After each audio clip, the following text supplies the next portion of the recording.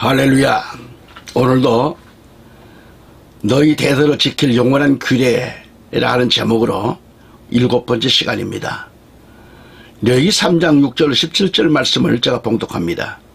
만일 주께 화평 헌물에 희생물로 드리는 그의 헌물이 양과 염소 떼에서 취한 것이면 그는 수컷이나 암컷이나 흠없는 것으로 드릴 것이요, 만일 그가 자기의 헌물로 어린 양을 드리려거든 그것을 주 앞에 드릴지니 그는 자기 헌물의 머리에 안수하고 회중의 성막 앞에서 그것을 잡을 것이요, 아론의 아들들은 그것의 피를 제단 위에 돌아가며 뿌릴 것이며, 또는 그는 또 그 화평 헌물의 희생물 중에서 주께 불로 예비하는 헌물을 드릴지니 곧 그는 그것의 기름과 등뼈 가까운 데서 떼어 낸 꼬리 전부와 내장을 덮는 기름과 내장 위에 모든 기름과 두 콩팥과 그것들 위에 기름 곧 허리 근방에 있는 것과 간 위에 거풀을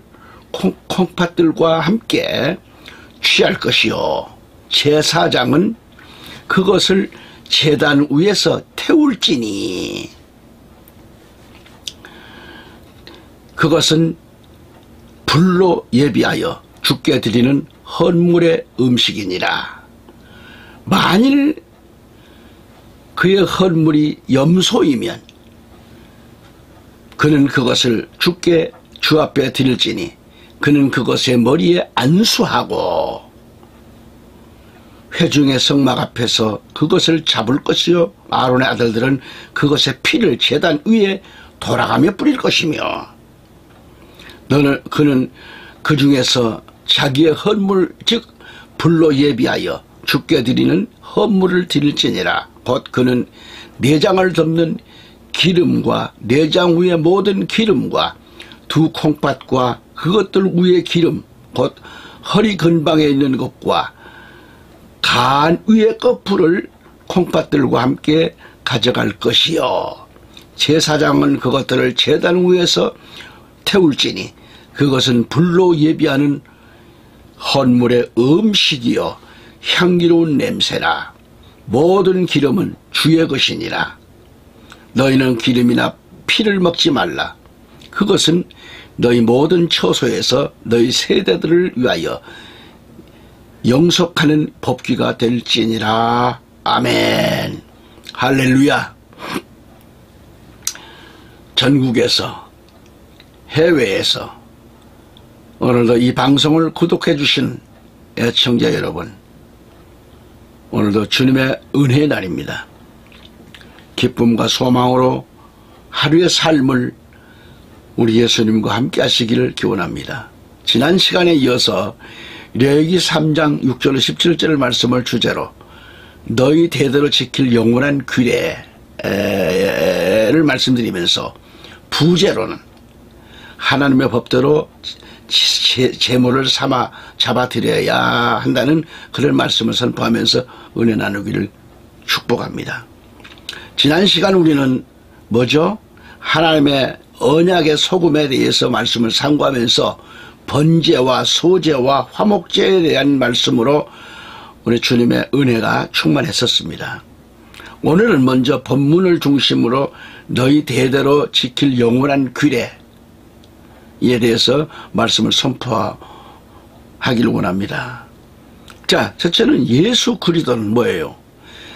요한복음 14장 27절을 우리에게 이렇게 말씀하셨습니다.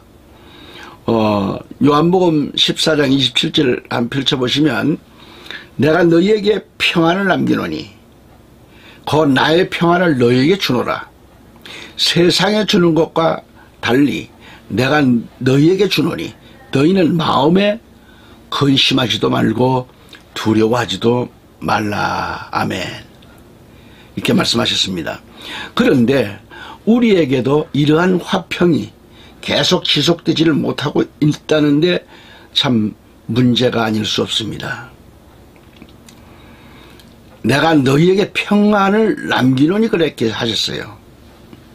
사람들은 기도할 때만 잠깐 평안이 임하고, 말씀을 볼 때, 찬양 드릴 때, 예배 드릴 때는 하나님의 평안이 임했는데, 하지만 금방 마음이 심란해지고 답답해지고 마치 어둠 속에 갇힌 것 듯한 아주 마음과 생각이 캄캄합니다. 왜 그럴까요? 문제는 자신이 문제예요. 자신이 예수님과 더불어 하나님 앞에 화목제물이 되지 못했다라는 증거입니다. 우리가 알아둘 것은 뭐냐? 소, 양, 염소 세 가지 제물이 무엇을 의미하는가 하는 문제입니다. 첫째로 이 소의 화목제물이 되어야 합니다. 자, 잠언서 14장 4절에 이런 말씀이 있죠. 소가 없는 곳의 구유는 깨끗하나 수소의 힘으로 얻는 것이 많으니라고 하셨습니다. 소는 아주 힘있는 그런 짐승으로 아주 충성스러운 그런 짐승이라는 것을 번제 제사 때 살펴보았습니다. 즉 소처럼 충성스러운 힘있는 신앙으로 제단을 섬길 때 화목제물이 될 수 있다는 것을 알아야 됩니다. 믿음이 약한 자는 양, 염소의 화목제물로 충성함으로 화목제물이 될 수 있습니다. 각자에게 주신 그 믿음의 분량이 있잖아요. 그 믿음의 분량대로 우리는 최선을 다하면 하나님과의 관계가 화목한 관계로 회복된다는 것이죠. 교회에 내 믿음의 분량대로 충성했을 때 그 마음에 평강이 오는 것을 똑똑히 확인할 수 있습니다. 이 평강은 저 세상에서 느껴볼 수 없는 평강이라는 말이죠. 이 평강은 바로 내가 하나님과의 화목한 관계를 가지고 있다는 증거죠. 둘째로 양의 화목 제물이라는 걸 알아야 돼요. 양도 역시 지난 시간에 살펴보았습니다. 양은 희생을 의미한다고 그랬죠. 희생이 없이 얻어지는 것은 없는 것이 세상의 이치입니다. 영적 세계에서도 내가 희생하지 않고 하나님 앞에 화목한 관계가 회복되기 원한다면 이것은 무지한 자입니다. 예수님이 우리를 위하여 십자가에서 희생하셨기 때문에 화목제물이 되셨듯이 우리 또한 교회를 위해서 희생해야만 하나님과의 화목한 관계가 이루어지고 화목제물이 된다고 하는 이 사실을 명심해야 될 겁니다. 셋째로 염소의 화목제물이란 뭘까요? 염소에 대해서도 번제 제사 때 살펴보았습니다. 그러니까 염소의 특징이 뭐예요? 앞서가는 짐승이죠. 에레미야 50장 8절에 보면 때에 앞서가는 수염소같이 하라 그랬어요. 하나님의 일을 하는 데 있어서 앞장서가는 자가 될 때 하나님과 화목한 관계가 회복되고 제단에 화목제물이 될 수 있다는 말씀입니다. 예수님도 하나님 일을 하는 데 있어서 앞뒤를 주지하지 않고 앞서가는 그런 분이셨습니다. 성도의 최고의 신앙은 교회에서 이 제단에 제물이 되어야 돼요. 제물이. 제물은 뭐요? 내가 없는 겁니다. 내 속에 주님만 계시는 거예요. 자아가 없어야 돼요. 그런 제물이 되어야 돼요. 여러분, 짐승과 모든 걸 잡았을 때에 그게 다 요리가 될 때까지 요리가 되는데도 살아있다면 그걸 먹을 수 있겠습니까? 성도의 최고 신앙이 바로 제단의 제물이에요. 그래서 완전히 죽어지는 겁니다. 나를 나타내지 말아야 돼요. 살고자 예수를 믿으시나요? 죽고자 예수를 믿으십니까? 마태복음 16장 25절 26절에 누구든지 자기 생명을 얻고자 하면 잃을 것이요 누구든지 나를 위하여 자기 생명을 잃으면 얻으리라 그랬어요. 사람이 온 세상을 얻고도 자신의 혼을 잃는다면 무슨 유익이 있겠느냐. 또 사람이 자기 혼을 무엇과 바꾸겠느냐라고 했습니다. 거기에 두 번째로 화목제 제물을 어떻게 드려야 하는가. 레위기 3장 2절 5절 말씀을 제가 읽겠습니다.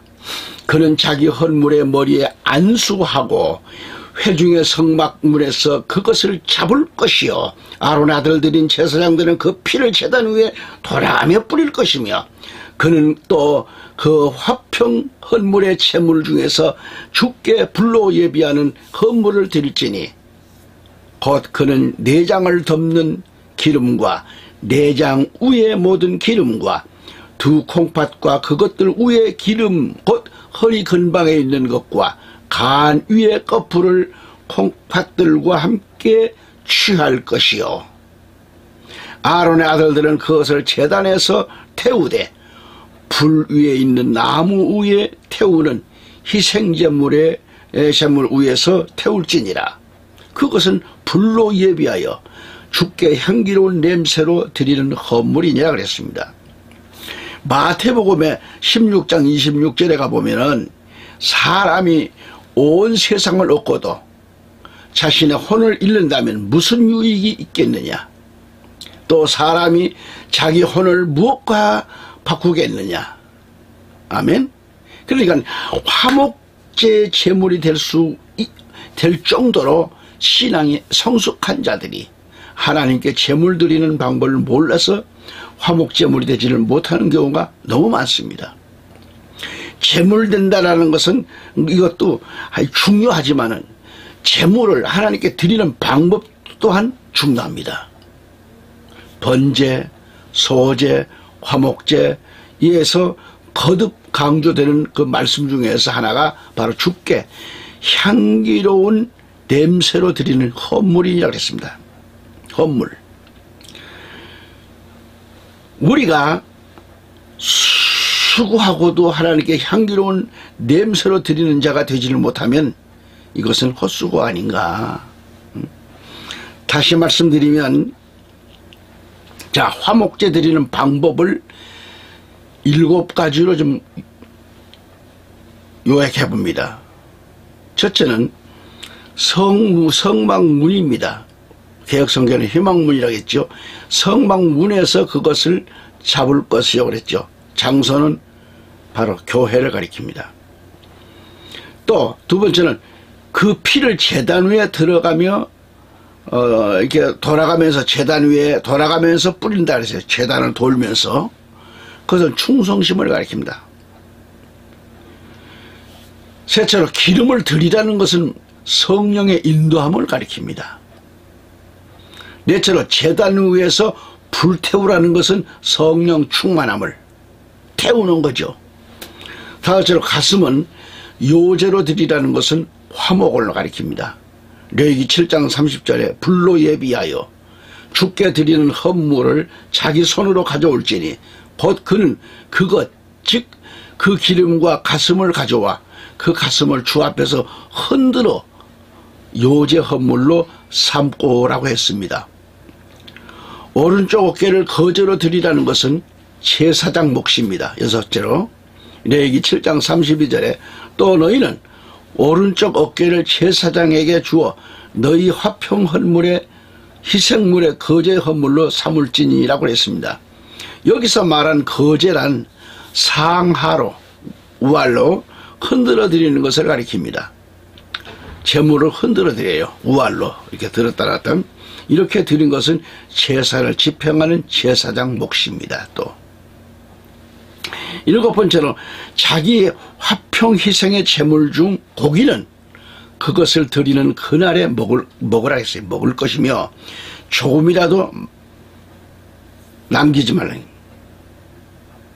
조금이라도 남겨서는 안 돼요. 그래서 레위기서 7장 15절 21절에 가면 하나님께 드리려고 드리는 그의 화평 희생 헌물의 희생물의 고기는 하나님의 것이기 때문에 거룩한 것입니다. 그러므로 함부로 취급해서는 안 된다고 말씀하고 있어요. 이 시간 주신 성경 말씀을 적용한다 하면 화목제는 원문에 화목, 헌물의 희생물을 가리키는데 이 말씀의 의미는 구원받은 성도가 하나님께 드린 제사를 말합니다. 다시 말해서 예배를 가리킵니다. 하지만 이 시대에 과연 구원받은 우리 신앙인들이 하나님과 화목한 관계를 이루고 있는가입니다. 사람들도 서로가 불편한 관계가 되면 대화가 끊어지고 불성사납게 인상만 쓰게 되는데, 우리가 하나님과 불편한 그런 관계라면 하나님의 마음은 어떠실까요? 그런가 하면 사람들이 교회를 출입하면서 신앙인 생활을 바로 해야 하겠는데 왜 교회와 목사와 성도들끼리 불편한 관계를 가질까요? 화평헌물에 희생물을 드리는 방법을 알지 못하기 때문에 불편한 관계가 지속되는 거죠. 그렇다면 화평헌물의 희생제물을 어떻게 드려야 할까요? 이해를 돕는다면 자신이 어떻게 해야 하나님 제단에 온전한 화평헌물의 희생물이 될 수 있겠는가 하는 문제입니다. 그것은 첫째로 성막문에서 잡아야 된다는 거죠. 레위기 3장 2절에. 이것은 한마디로 교회 안에서 제물을 죽이라는 겁니다. 예수 그리스도는 사탄 앞에서 죽은 것이 아닙니다. 하나님 앞에서 죽임을 당하셨어요. 우리 또한 내가 섬기는 제단에서 죽어야 돼요. 섬기는 교회 안에서 영원히 완전히 깨어지고 죽어야 합니다. 그런데 자신은 죽고 내 안에서 예수 그리스도만 나타나야 되겠는데, 그리스도의 향기가 풍겨나와야 되겠는데 아직도 교회는 나오는데, 집사가 되고 장로는 됐는데 아직도 자신 안에 자신의 오만만 가득 차 있습니까? 응? 그래서 썩은 냄새만 풍기고 있는 거죠. 교회 안에 이러한 자들이 너무도 많아요. 이런 부류의 인간들이 있는 교회는 항상 시끄럽습니다. 덕스러움이 없어요. 재직회를 하면서도 삿대질하고 싸움질하고 고성을 지르고 난리죠. 저는 그런 걸 봤습니다. 이러한 곳에 성령 하나님이 계실까요? 벌써 떠나셨지요. 그들은 날마다 예수 그리스도를 십자가에 못 박는 자들입니다. 재직회 하면서 십자가에 못 박고, 혈기 내면서 십자가에 못 박고, 전부가 예수님을 괴롭히는 망치를 들고 있어요. 불순종의 못으로, 혈기의 못으로, 거짓과 음란의 못으로 예수 그들을 못 받고 있다고 하는 것을 알아야 합니다. 예, 청자 여러분, 신앙생활 바로 해야 합니다. 자신을 봉헌하는 봉헌물이 화평 헌물의 희생물이 되어야 하겠는데, 즉 자신이 죽어야 제물이 되는데, 자신이 화평의 희생제물이 되는 것은 하늘의 미랄과 같이 자신이 죽어야 돼요. 오늘 이 나라와 민족이 되려면, 다른 민족의 교회가 되려면은 교회에서도 성도들이 먼저 죽어야 돼요. 이 나라와 민족이 바로 되게 하려면. 그래야 화평한 가정, 화평한 교회, 화평한 나라가 되는 겁니다. 또한 가정이 화평해지려면 자신이 먼저 교회 제단 앞에서 죽어야 돼요. 새벽기도 왜 합니까? 예배 왜 드립니까? 죽어야 돼요. 죽기 위해서 드리는 거예요. 새벽기도도 자신을 하루 동안 죽어야 되기 때문에. 내 안에 자신은 없고 오직 예수 그리스도만이 내 안에 계실 때에, 그때부터 가정은 화평을 이루게 되는 거예요. 오늘 본문 2절에 그는 헌물의 머리에 안수하고 회중의 성막문에서 그걸 잡으라 그랬습니다. 이 말씀의 의미는 예배드리는 자신의 죄를 몽땅 고백하고 예수 그리스도 앞에서 죽으라는 말씀이에요. 예수 그리스도 안에서 죽지 않고 교회 밖에서 수백 번 죽는 것은 소용없습니다. 교회 제단 앞에서 자기 자신 죽어야 합니다. 오직 예수 그리스도 앞에서 옛사람이 죽어질 때 예수 그리스도 안에서 하나님의 사람으로 다시 살아나는 역사가 일어나는 겁니다. 할렐루야. 둘째로 피를 제단 위에 돌아가며 뿌리라 했습니다. 돌아가며 돌면서 제단을 돌면서 위에 제단을 돌면서 뿌리라 그랬어요. 사면을 가리킵니다. 피는 생명을 뜻하잖아요. 피를 제단 위에 돌아가며 뿌렸다는 것은 죽도록 충성하겠다는 뜻입니다. 예수 그리스도는 십자가 위에서 머리에 가시관을 씌웠고 양손과 양발에 대못이 박히시고 옆구리에는 창에 찔리셨습니다. 머리에서부터 발끝까지 예수님의 몸속에 있는 피는 다 쏟으셨습니다. 하나님 제단 위 사면에 예수 그리스도의 온몸에 피를 뿌리셨어요. 완전한 충성의 모습입니다. 진실한 신앙인이라면 이러한 충성이 있어야 되는 거예요. 내 몸에 피를 뿌리는 충성이 우리에게 있어야 합니다. 우리가 제단에 피를 뿌리는 충성을 못할지라도 그러한 모습이라도 하나님 앞에 보여드리지 않겠어요? 교회 제단을 떠나서 하나님과 화평을 이룰 수 있을까요? 예수 그리스도를 떠나서 하나님과 화평을 이룰 수가 있을까요? 없지요. 셋째는 뭘 드려요? 기름을 드려요. 기름. 3절에 그는 또 그 화평 헌물의 희생물 중에서 주께 불로 예비한 헌물을 드릴지니 곧 그는 내장을 덮는 기름과 내장 위의 모든 기름과 그랬습니다. 드려진 이 헌물의 희생물 중 내장을 덮는 기름 덩어리가 있어요.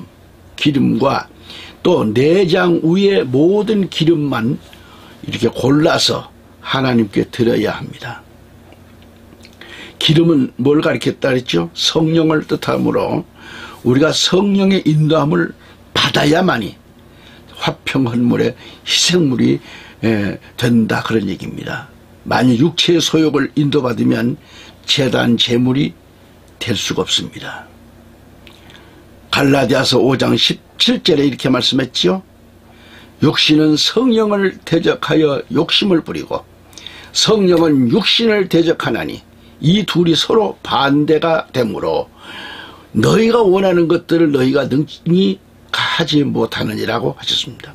성령의 인도를 받으며 산다고 하는 것은 그렇게 쉬운 일이 아닙니다. 하지만 제단 앞에서 내가 죽고 제단 위 사면에 피를 뿌리는 충성심을 보인다고 하면 주의 성령은 우리를 온전히 인도하시게 되는 겁니다.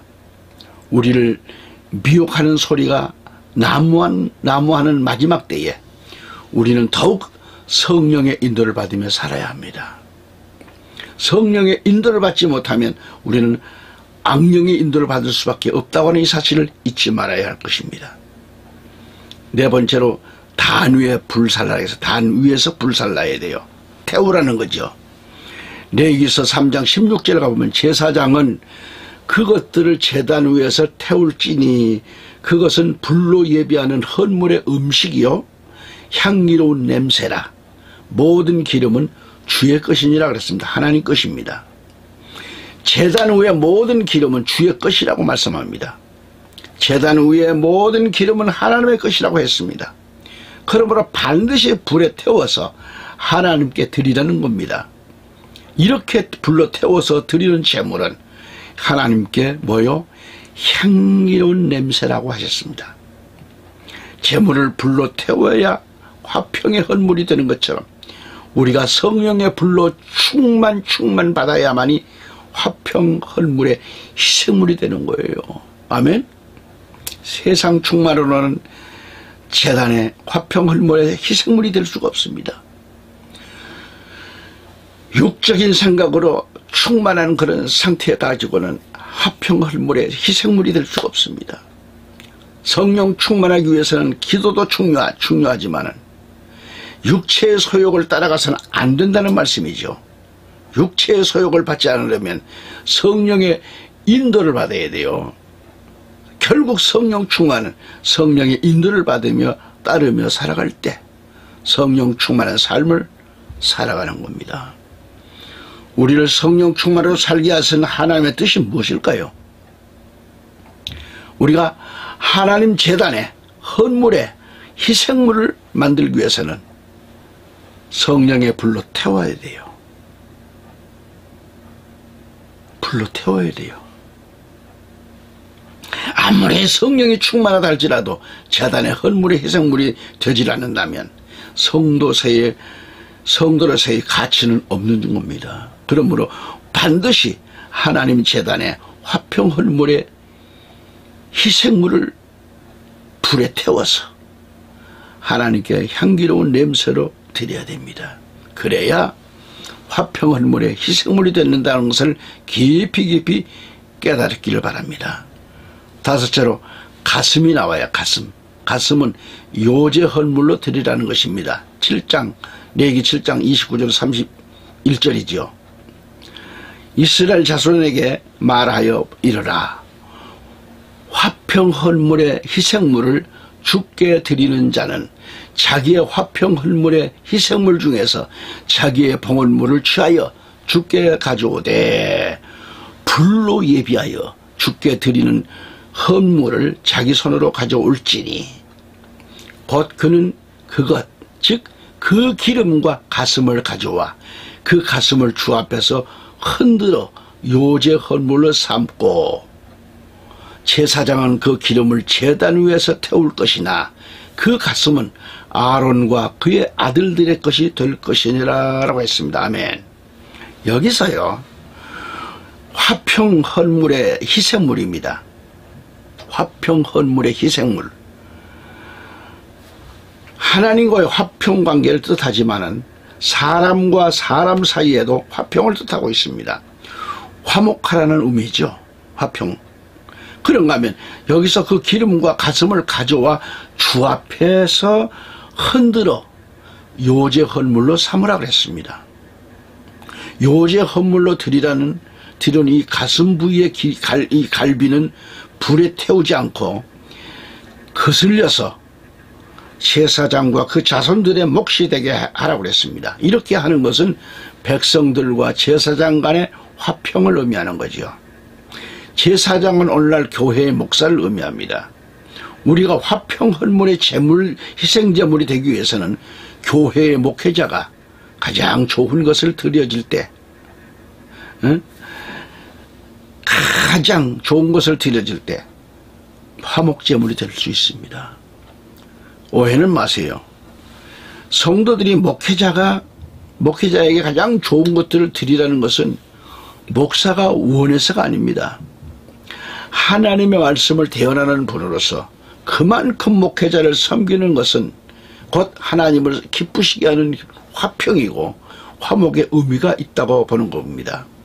여기서 요제, 이 헌물로 드리는 가슴 부위의 갈비는 맛있는 부분입니다. 또 갈비는 짐승의 한 중간입니다. 가장 좋은 것으로 주의 종을 섬길 때 성도는 하나님과 화목한 관계가 되고 화목한 관계를 맺는 화평 헌물의 희생제물이 된다라는 것을 알아야 됩니다. 아멘. 하나님과 화평한 관계가 되었는데 가정이 화평하지 않았을 수 있습니다. 왜 가정이 화평하지 않죠? 하나님과 화평한 관계가 되었다면 화평하지 않을 수가 없습니다. 여러분, 개개인이 하나님과 화평한 관계가 되었는데 교회는 물론 성도들의 가정이야말로 화목하고 화평이 넘치지 않을 수 없지 않습니까? 하나님이 들어서시는 목회자들과 성도들에게 냉수한 것을 주어도 하늘에서 이를 기억하신다고 그랬어요. 그렇다면 가장 좋은 것들을 드리는 목회자나 성도들이 되었을 때 어찌 하나님과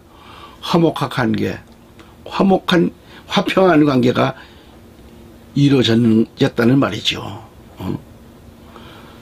같이 하나님과 화목한 관계, 화평한 관계가 이루어졌다, 그런 얘기입니다. 할렐루야.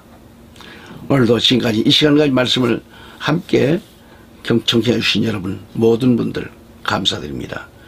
다음 시간 또 건강한 모습으로 다시 만나 뵙기를 원하고 주의 이름으로 축복합니다.